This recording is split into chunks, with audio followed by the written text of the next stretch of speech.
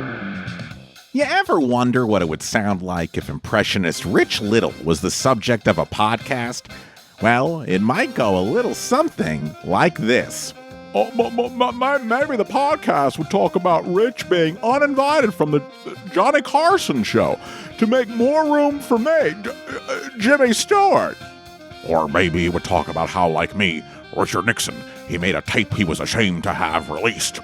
Or how he was my, Ronald Reagan's, favorite impressionist, next, of course, to Claude Monet. Yes, the man who pretty much invented the celebrity impression, the polarizing Rich Little, on this week's This Was a Thing.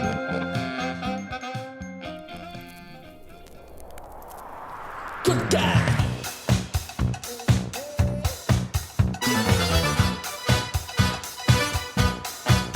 This was a thing, this was a thing, this was a thing. Do you remember Patty Hearst's kidnapping? This was a thing. Brady Bunch, Atari, Deep Throat Roots and Ted Bundy, Hanoi Jane, celebrity bowling. That was a thing. Bobby Fischer, Blackouts, Benny Hill and Colin, Dolly and Marie, Rich Little and Billie Jean King. This was a thing.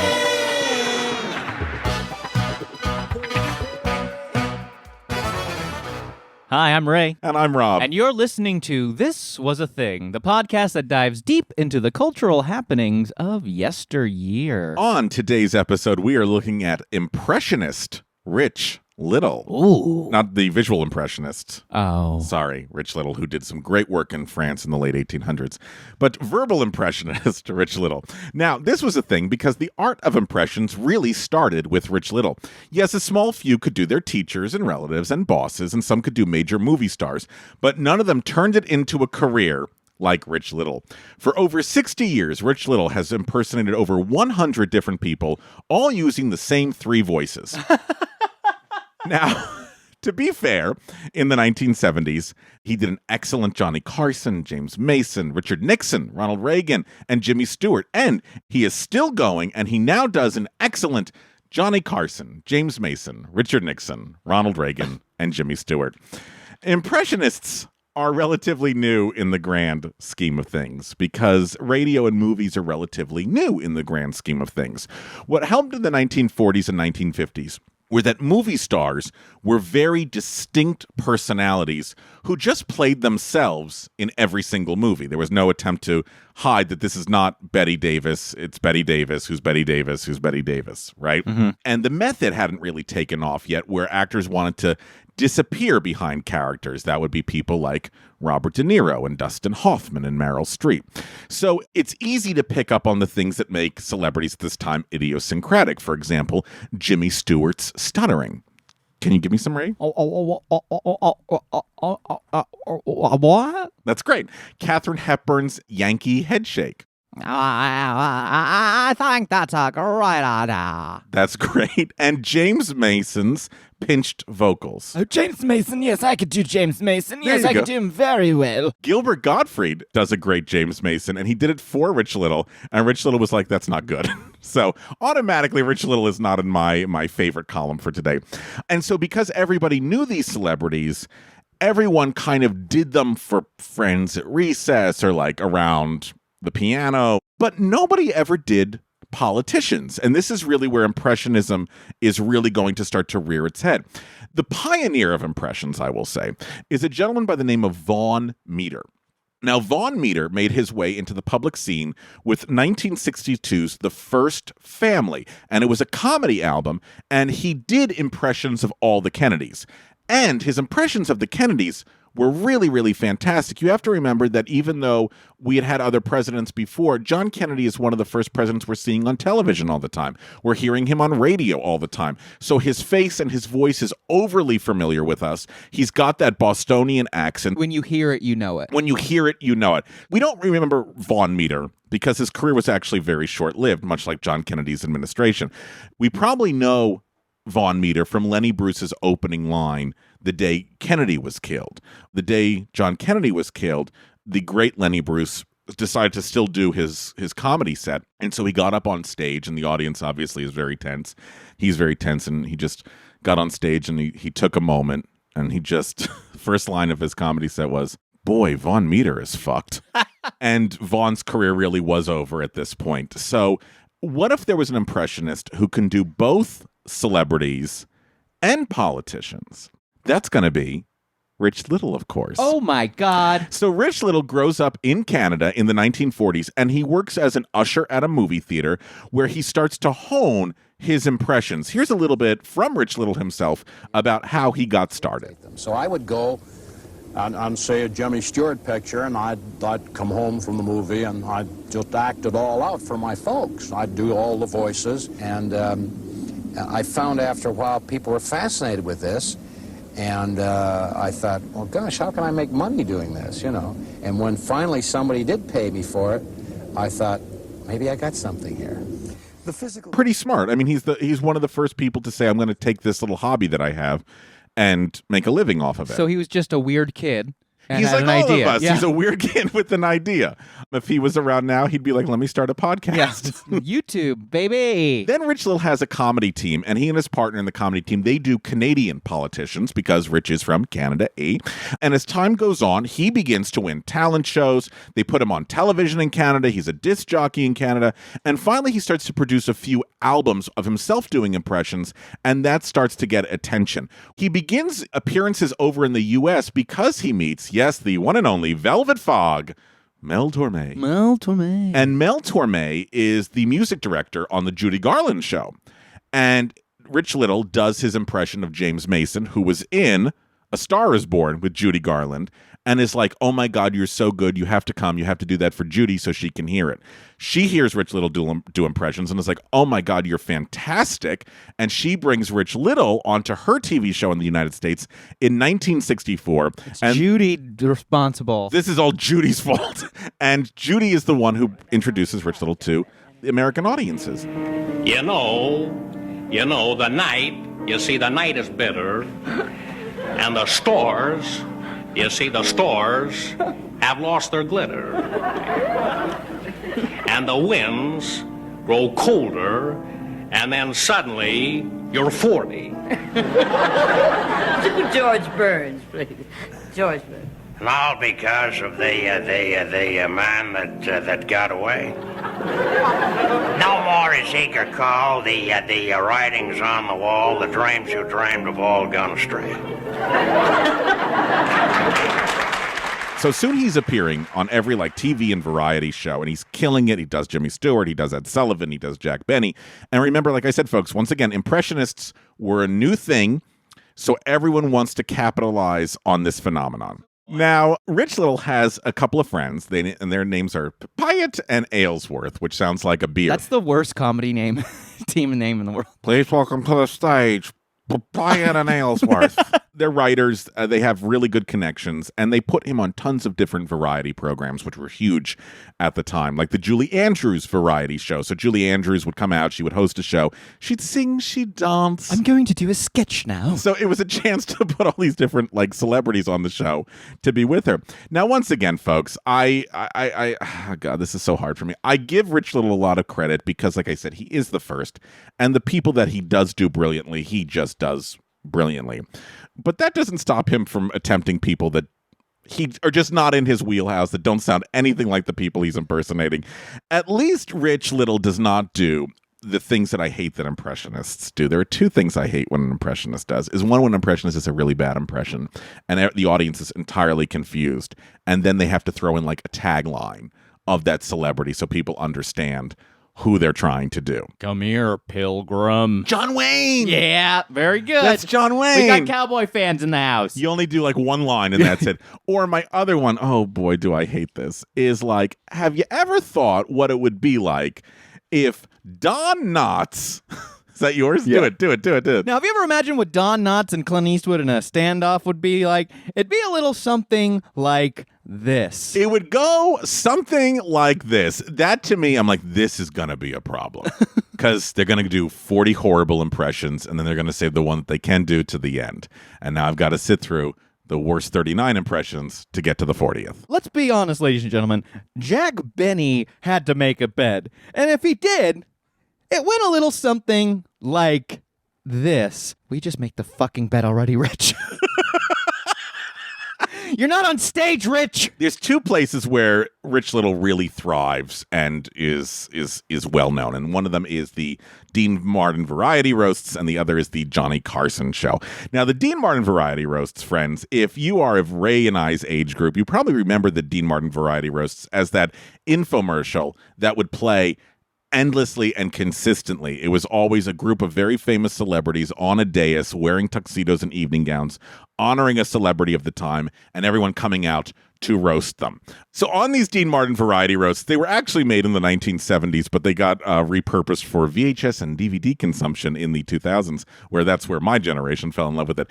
And he does. This is where he can shine, and he can not only do the impressions, he can do them to the celebrity's face. So here is Rich Little teaching Jimmy Stewart how to be Jimmy Stewart. Now, would you stand up for a minute, Jim? Let me give you a few pointers here. Now, the first thing you got to do is put your hand out like this and just kind of shake it like that. That's good. That's good. That's good. Now, I want you to kind of look through the tops of your eyes and give it that.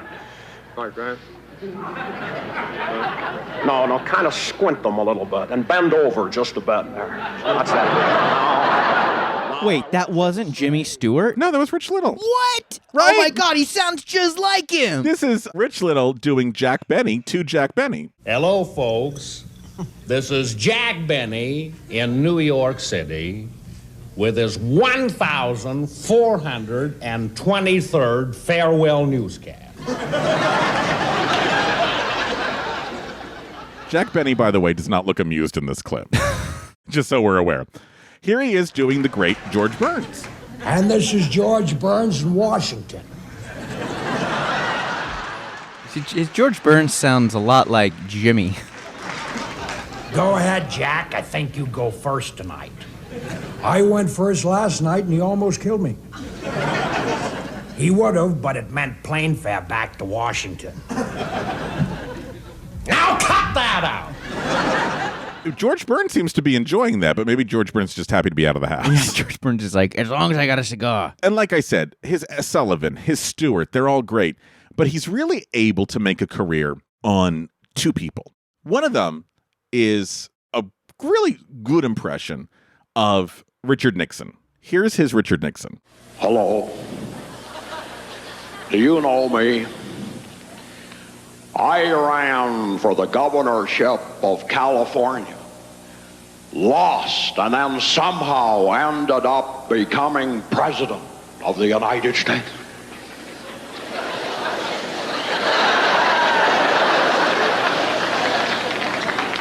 Now I'm living in seclusion as a beach bum in San Clemente. And the one that he does, which is really phenomenal, is he did Johnny Carson. Johnny Carson, who hosted the Tonight Show for a number of years. He is the gold standard of talk show hosting. After Rosie. Right after Rosie and Fran Drescher. You ever see Fran Drescher's talk show? I don't remember that. Oh, it was awkward. It was awkward. I That's just remember Rosie threw out koosh balls.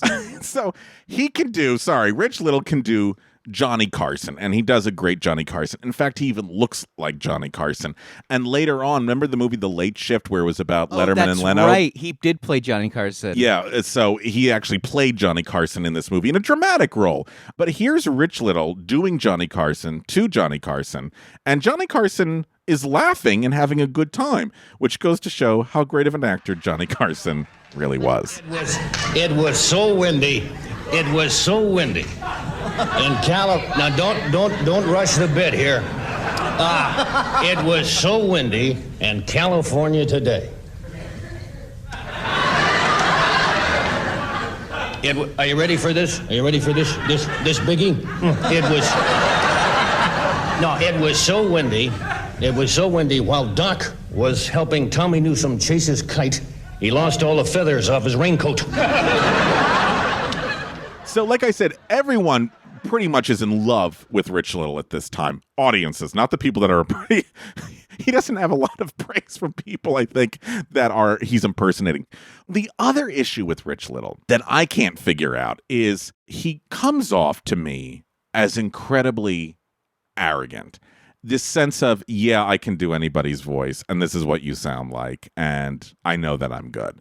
That's the energy he's giving off. Now, maybe Mr. Little is not like that in private, and maybe he works very, very hard and thinks there's a lot of improvement for him to accomplish, but the energy he gives off is BDE. That's big dick energy. Hell yeah. In the 70s, he's everywhere. Every TV show, every award show, every variety show. He performed all over the U.S. He was a staple in Vegas, Atlantic City, Lake Tahoe. He was awarded the Comedian of the Year in 1974. Oh, wow. Then they put him on a show, his own show, called Copycats, which was an impressionist show where he and other impressionists would actually wear full costumes and play celebrities. It was him, Frank Gorshin, who played the Riddler, Marilyn Michaels, who's still alive, and Fred Travellina. Fred Travellina, who honestly, sorry folks, Fred Travellina's Nixon is the best Nixon, hands down.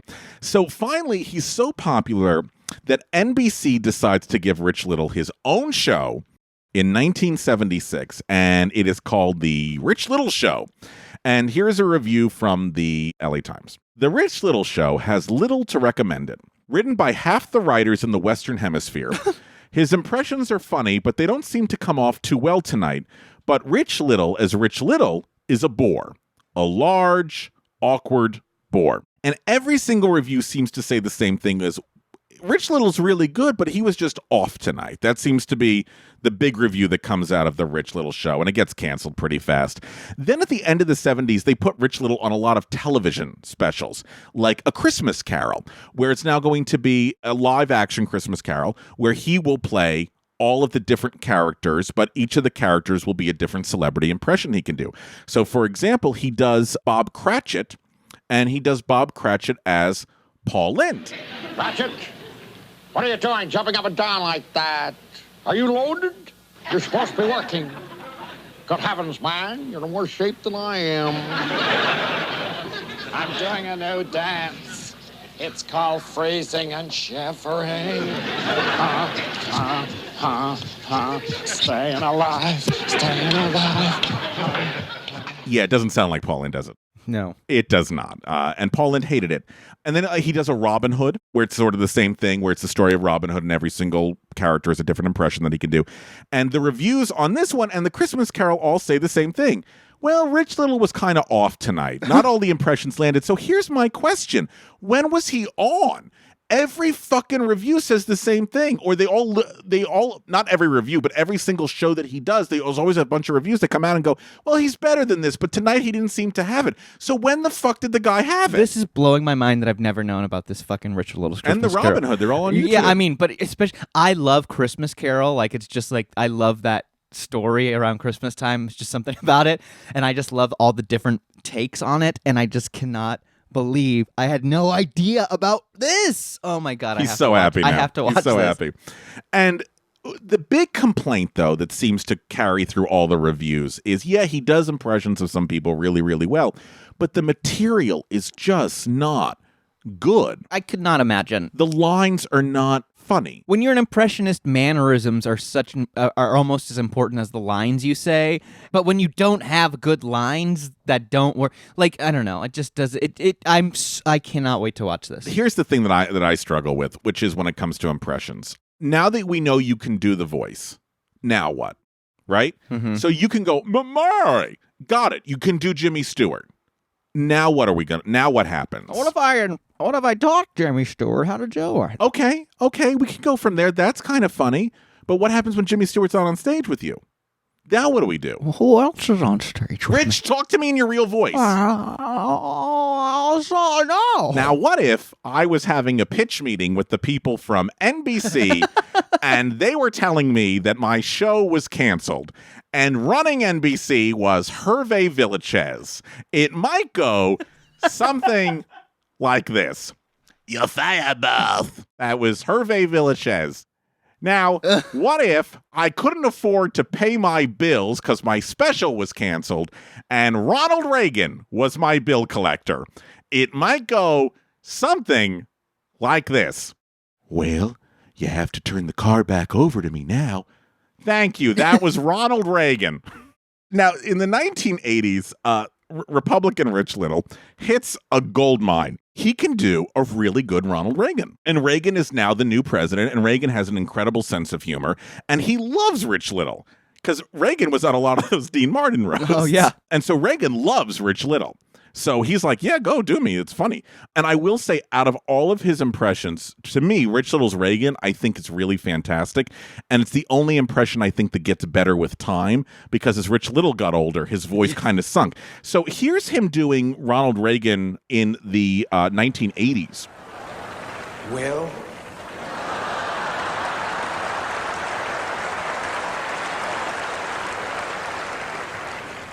there he goes again.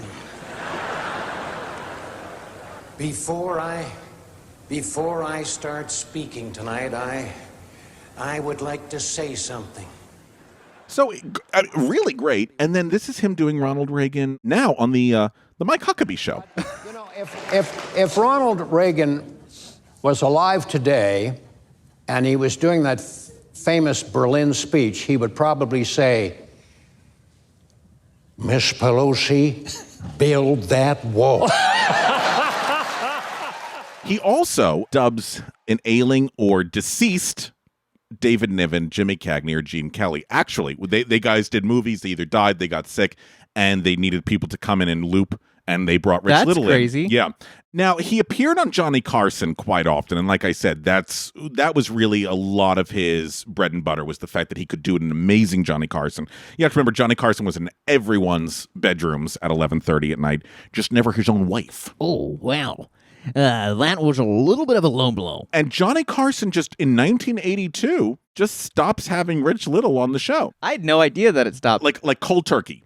And Little's like, I don't know what I did to offend him. And he had been doing the impression of Johnny Carson for years. He had been doing it on the Johnny Carson show for years. He even guest hosted for Johnny Carson when Johnny Carson would go out. Wow. So nobody really knows what happened. And in August of 82, he was never asked back. And in his autobiography, because Rich Little has an autobiography, he says it's because that he thinks he finally just really got under the thin skin of Johnny Carson. And Harry Bushkin, who was Johnny Carson's lawyer, was like, yep, that's exactly right. They're like, Carson just hated you and hated your impression of him and just finally snapped. Yeah, and I've heard that he was not a very thick-skinned man, that Johnny Carson. He was not. And when they went to Carson's producers, and they're like, in the 80s, they're like, why don't you have Rich Little on anymore? The producers were like, hey, listen, he just doesn't do anybody new. I mean, shade, but realness. But they were like, how many times can we hear Jimmy Stewart? Yeah. How many times can we hear Bob Hope? He just doesn't do anyone new. And that's going to be the thing that sort of actually causes Rich Little, besides the bad material, to sort of fade from the public view. Now, this is really interesting. This is Johnny Carson talking on his talk show to Martin Short about impressions. And in a very unguarded moment, Johnny Carson lets his feelings about Rich Little slip through. To me, Rich Little does you, and it's amazing. Yeah, I don't know whether it's particularly good or not. If the Carson snub wasn't bad enough, Little has some pretty tough competition now. Weekly competition. Because SNL emerges and SCTV emerges. And those comedians are, one, fantastic impressionists. And they can act. They can act. They have brilliant writers behind them. And they have the luxury of getting into costumes and hair and makeup that makes them look even more like the people they're impersonating. And it's a contrast between like that Little paints in these very broad strokes of a person. Okay, Jimmy Stewart stutters, I can do that. Paul Lynde head waggles, I can do that, right? But the people over at SNL and SCTV, you kind of have to think of them as like pointillist painters. They find little details about people and are able to actually create not an impression, but it's almost like you're in the room with these people. And one of the things that Rich Little said, even early on in the early 80s, which is, why don't you do anybody new? Like, why don't you do Al Pacino or Robert De Niro or anyone like that? And he says, you can't impersonate those people. There's nothing there to impersonate. But everyone else seems to have a Pacino. Yeah. Everyone else seems to have a Christopher Walken. Everyone else. I mean, even on SCTV, like fucking Catherine O'Hara does Meryl Streep. You're able to find a way in if you look hard enough. And I think maybe Little was just like, either those people don't interest me or there's just nothing there for me. But I think saying, well, there's nothing there to impersonate, I don't know if that's necessarily true or not. But his audiences, they age with Rich Little, and he doesn't really do anything to go after younger audiences, that's his prerogative. But it's also showing, I think more than that, is just like, can somebody get Rich Little writers? Because if the material was funnier, I think he would be okay. Just a little writing.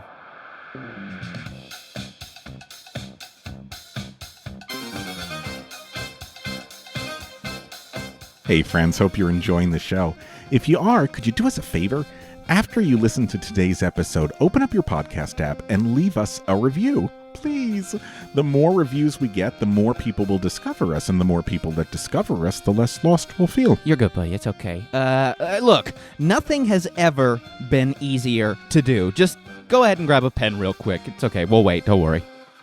Okay, head on over to your podcast app, click those 3 dots in the lower right-hand corner, click Go to Show, scroll down till you see ratings and reviews, then leave us some stars and a comment or two so our parents know that it was worth all the tuition that they spent. And if you really love us, head on over to patreon.com and send us some money, and in return, you will get access to merch, special episode, bonus content, pictures of me shirtless. Okay, that's patreon.com. Search This Was a Thing and help us out. But you know what? You've already helped us out today by listening to us, and we can't tell you how much we appreciate that. So thank you. Thank you. So Rich Little has to start finding new ways of evolving in the 1980s, and he's still playing Vegas and Tahoe and Atlantic City and all that stuff. But he comes out with a huge fad of the 1980s that I'm sure we're going to cover on this show at some point because it's one of the things I'm obsessed with. VCR games. VCR games? Now, remember what a VCR game was?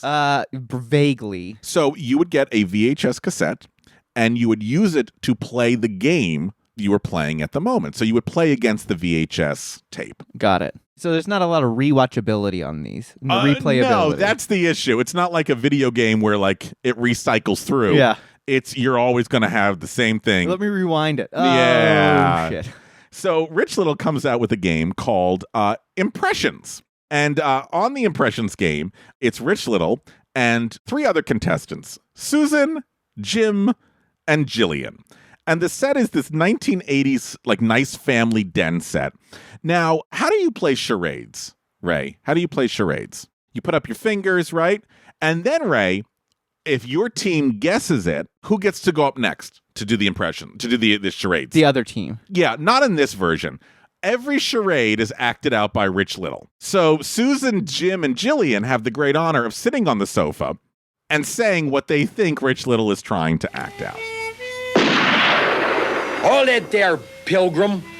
Barker Brothers has more news than... Well, hell, this is as big as the sky. Pretty big, the sky. That's right, Duke.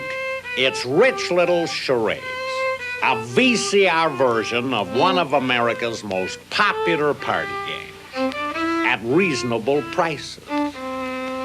Rich Little's VCR Charades game, the fun new way to keep your friends guessing for hours. Look for it where fine games are sold. Okay, so everything is going along fine. But like I said, SNL is competing with him. SCTV is competing with him. Then he gets into some trouble, Mr. Little. Like all conservative Republicans who believe in family values, he gets involved in a sex scandal. What? Rich Little's sex scandal. There's things I don't think you'd ever say in your life. Rich Little, he's married to a woman. He cheats on her, and then he has a baby with another woman. He doesn't marry that woman. Then he takes up with a magician, and the magician is named Melinda Sachs. And she leaves him and sues him because she finds out that he allegedly recorded them having sex. Little says, quote, if she's a magician, why doesn't she just make the whole thing disappear? I say, let's drop it and get on with our lives, but I don't think that's going to happen. Then he said her mother had the only copy of the sex tape and that no one would have known of the sex tape if Melinda hadn't gone to television to tell everybody. So I have so many questions about this. So first of all, why does her mother have a copy of the sex tape? She loves Rich Little. She got tired of playing charades. And Melinda, I love that charades game. Is there any other tapes that Rich has? But can you imagine him having sex with him and he does impressions in the video? Now, Melinda, if Jimmy Stewart was going to come on your face, it might sound something like this. I'm going to blow. That was Jimmy Stewart coming on your face, Melinda. Now, let's imagine Richard Nixon asks you for fellatio. Come on and suck my cock. Suck my cock. And then after he's done fucking her, thank you so much. Don't forget, there'll be a 9 o'clock fucking. And foreplay will be performed by Shecky Green. Shecky Green, what a good reference. Okay, so Rich Little sort of fades out of the public view for quite some time. And then he appears again, Rich Little, God bless him, in 2007 at the White House Correspondents Dinner. Now, for those of you that are unaware, the White House Correspondents Dinner is an event that happens annually in which the president is there, every big person in Washington is there, and it's there to celebrate the fact that we have freedom of press in this country. And the president will be lampooned. The president will get up. He will make jokes about himself. It's a time for party unity. In 2006, I don't think they understood who Stephen Colbert was. And they had Stephen Colbert come and host the White House Correspondents' Dinner. And it was incredibly controversial because Stephen Colbert, as you know, is a very political commentator and comedian and totally lashed into George Bush and the Iraq War. And you could tell that a line had been crossed. So they were like, we cannot have that again. And let's get somebody safe. Now, to me, safe would be like, I don't know, like bring Jay Leno in there. Oh, yeah. Right? Daryl Hammond. Or Daryl Hammond. They decide we're going to go after Rich Little. And at the time, Rich Little, according to his website at the time, was performing at the Saboba Casino in San Jacinto, California. And then he was going to the North Iowa Community Auditorium. What a trek. And then the White House. He was driving himself. And the review of Rich Little at the White House Correspondents' Dinner was just basically summed up by, I believe, the New York Times or the Washington Post. I apologize. It said, quote, one of the longest half hours in show business history. He starts off with a contemporary reference, Arnold Schwarzenegger. That's a new one. Arnold Schwarzenegger, governor of California. You know, a lot of people, you know, when they meet me, they're intimidated by me. They don't know what to call me.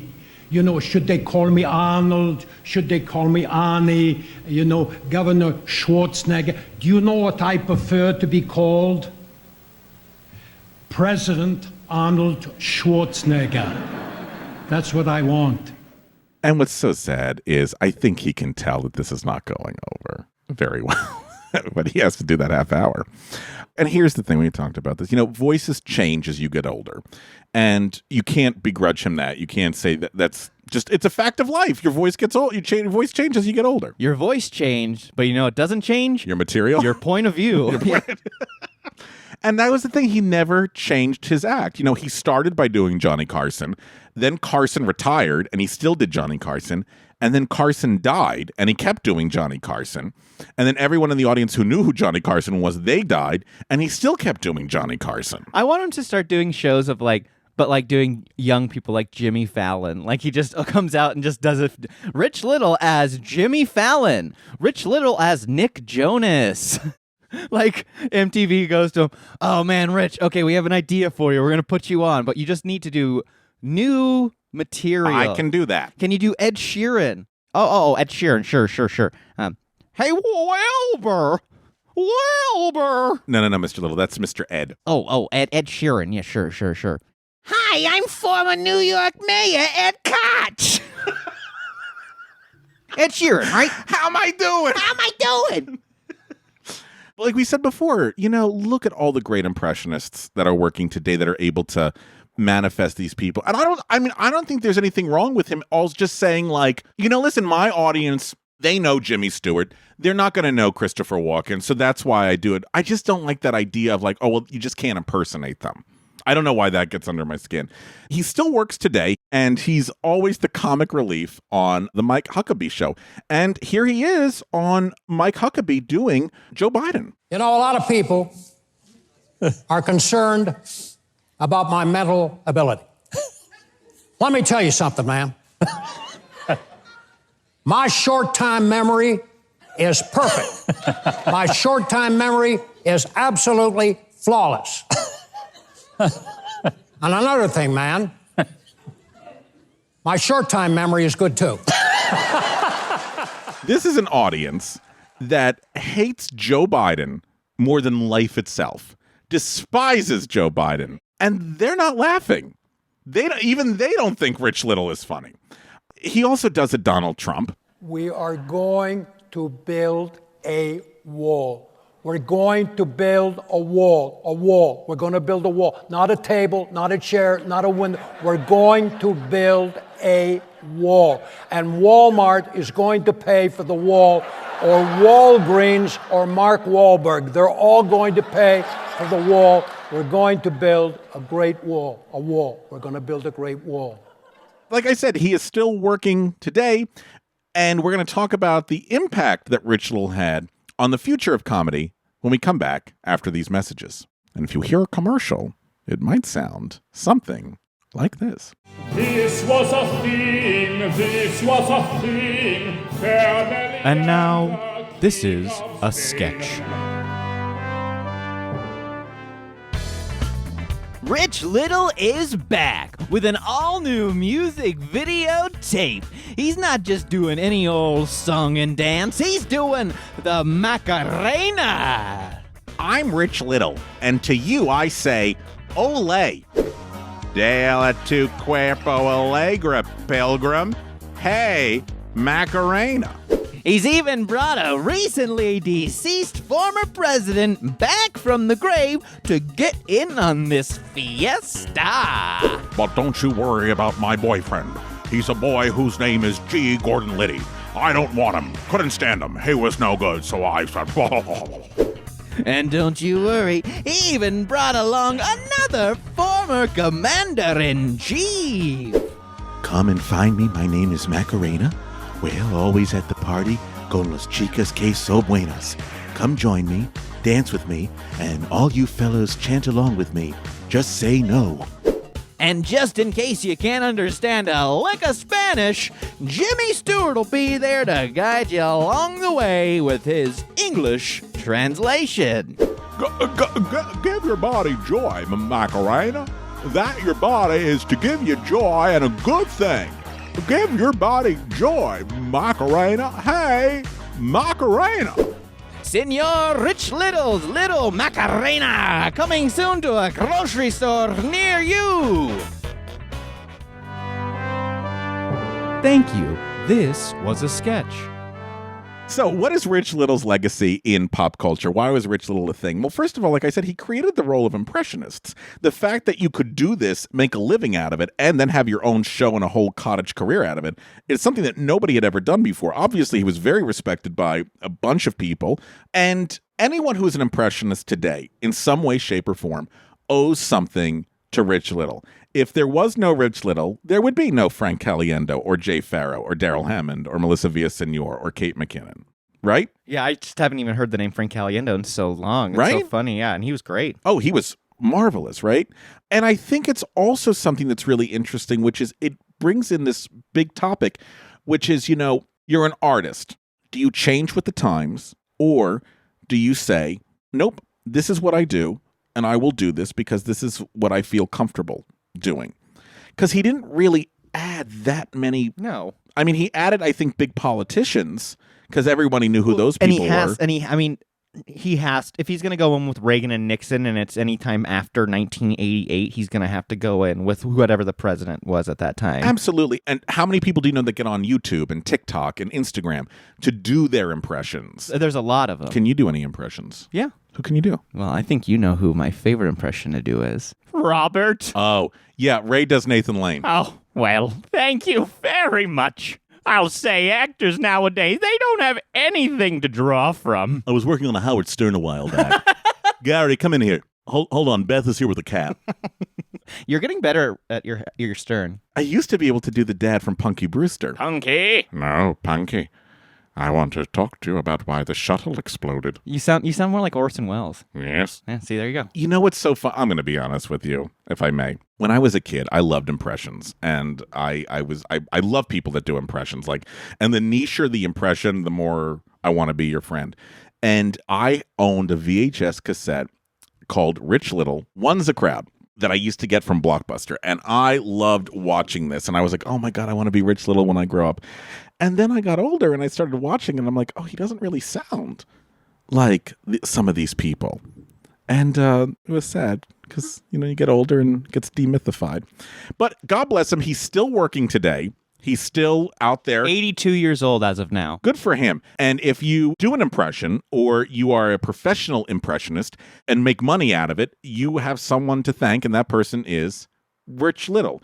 Also, as much as we were making fun of the fact that he does people from 100 years ago, he really is a link to our past. He knew all those people. And even if you don't find the material funny or you don't even know if the impression is accurate or not, you have to respect him and his work just for the legacy and time that he has put in to making people laugh as various different individuals. So, Rich Little, he was a thing. Go see him at the Tropicana. Hey, Ray, if Jimmy Stewart asked you to play a game, it might go something like this. Let's play a game. This was a thing and now it's a quiz. This was a quiz. With Mark Schroeder. I do like Rich Little a lot. I like impressions. I'm glad you guys did this as an episode. Thank you. Rob, you and I have bonded over impressions. Yes. Yes. It's sort of a point of pride with us. It is. He is important to me, important to history, and important to impressions in general. I think he could have done a little bit more to stay relevant. That's the problem, is he aged not like a fine wine, like an unfine wine, which is unfortunate. Like an opened grape juice. It's actually the pull quote on his Tropicana show. But if he just tried a little bit harder, I think we could have given Rich Little 15 more minutes of fame. So maybe today we're going to try in a little game called Rich Little Does Lil' Kim. Hell yeah. I have some Lil' Kim hip-hop song lyrics here that I have sent Rob and Ray. And I have a list of impressions of how they're going to do it. And they're going to go back and forth, read these Lil' Kim lyrics as these celebrities. We don't have to sing because I don't know any of these You don't have to songs. sing, no.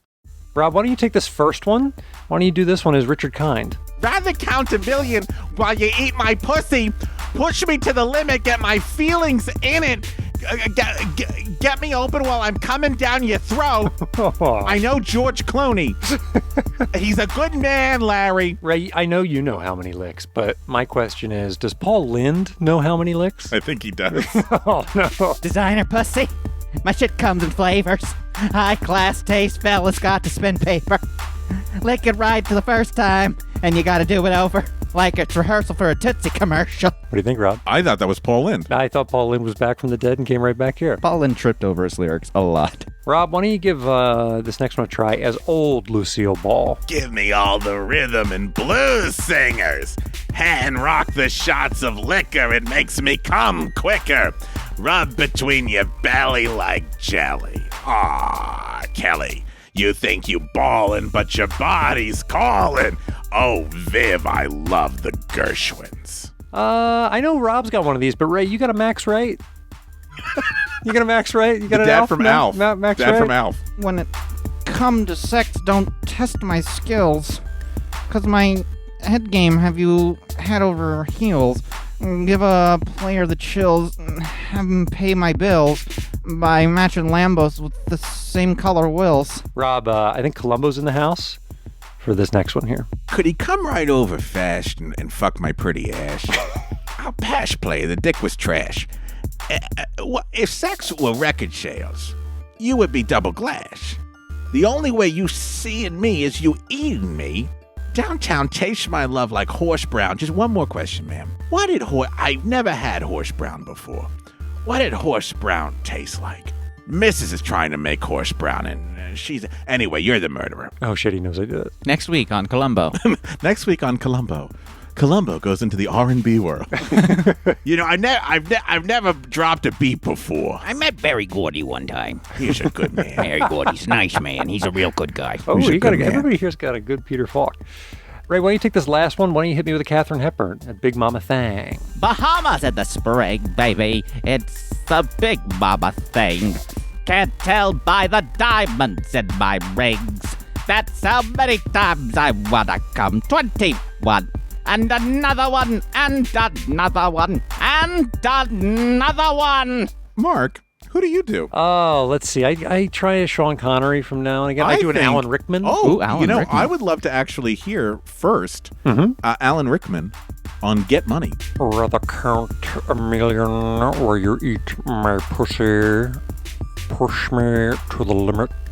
Get my feelings in it. That was great. Thank you. Can I hear Sean Connery on How Many Licks? Yeah, absolutely. Designer pussy. My shit come in flavors. High class taste. Fellas got you spin paper. That was great. Who else do you do? I think I might have a Owen Wilson. Owen Wilson? Oh, yeah. Bahamas in the spring. Wow. Baby, it's a Big Mama thing.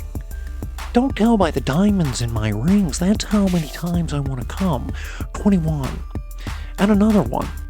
And another one. Wow. That was good. Pretty That's a good Owen Wilson. Ray, I'm going to give you one, all right? And I want you to guess if you can see who I'm doing. I'll pass play. The dick was trash. Speaking of trash, the one thing I don't understand, the people that want to recycle, where are they going? Former Rabbi Jackie Mason. Very ladies and good. gentlemen. Very good. Well, Mark, thanks so much for walking down Impression Lane. I'm happy to have led the tour. And once again, folks, like we've said, I am a fan of Mr. Little's performance. He is a trailblazer in this industry. He created the entire industry. But he released a sex tape And if you have access to this sex tape, please let us know. Allegedly. He has to be doing impressions during it. There's no doubt about it. I'm going to pull out and trickle down now. Stay tuned for our 3-man show. And once again, while Rich is going down on you, if you want, the Keno waitress will be walking around if you want to play Keno while you're getting fucked by Rich Little here at the Tropicana. This is the weirdest Vegas show. Happy anniversary, honey. There's a Groupon. There's not a Cirque show we could go to. I've already lost $20,000. We're staying here, Cheryl. I was supposed to get free tickets to Zoomanity. Zoomanity?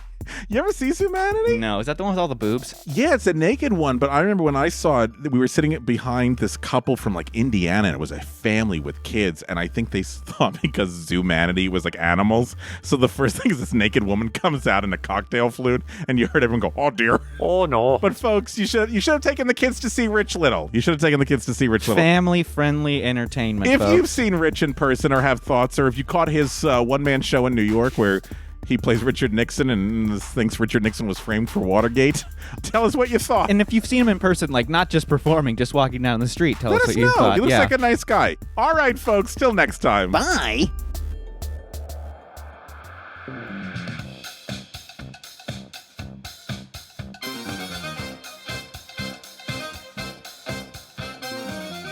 Thanks for listening to This Was a Thing, and a big thanks to the folks that keep this show running. Our editor, Daniel Cut Schwartzberg, our composer, Billy Better Than DC Reese, our social media director, Gabe #Crawford, our graphic designer, Natalie's Nothing's Too Graphic DeSavia, and finally, our games coordinator, Mark the Shark Schroeder. If you liked what we did today, make sure to head on over to iTunes to rate and review us. The more stars you leave us, the more love we feel. Hey, speaking of love, show us some social media love. Follow us on Instagram and Twitter at This Was a Thing Pod, and Facebook we are This Was a Thing Podcast. Reach out. We'd love to hear from you. And if you really liked what we did today, head on over to patreon.com and become one of our sponsors, and you'll get access to special episodes, interviews, and merch. That's Patreon. Search This Was a Thing and support us so we can keep doing this show.